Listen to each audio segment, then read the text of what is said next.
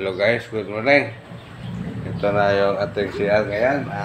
I-miss natin kasi schedule tayo ng evaluation ngayong first week of June 4. Kaya ito, for evaluation, cleaning muna natin yung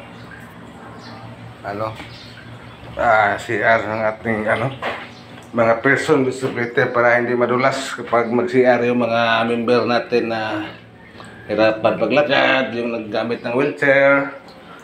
Ito yung guys, supervision.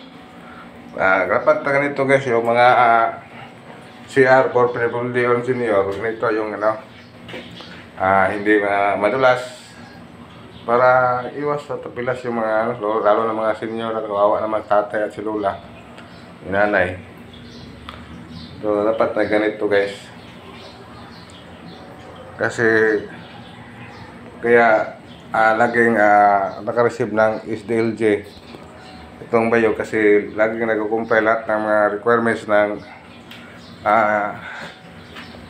kinakailangan na i-perform government mga facilities areas. Ito guys, may towel, may tissue rin. Ito guys, may ilaw din guys. Ito yung CR ng mga may kapansanan. Ito guys. Kaya yung mga facilities area sa ibang lugar, sana ganito din ang mga facilities areas para sa mga PWD. Dapat mayroon din kayong ramp, yung friendly for accessible para for PWD. Ito guys. Shout out pala sa lahat ng mga PDAW, vocal person o mga designated PDAW officer Luzon, Visayas, Mindanao. Shout out.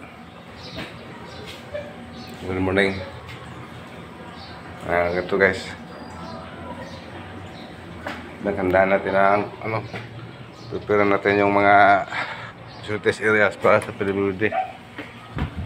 Yeah guys, kung bago ka pa sa aking hindi pa nakapalo o nakasubscribe sa aking Facebook page, Reels UYT, huwag kalimutan i-click like at subscribe at paki-click ang all notification bell button para lagi kang updated sa mga bagong video. Kaya guys, God bless and bye bye.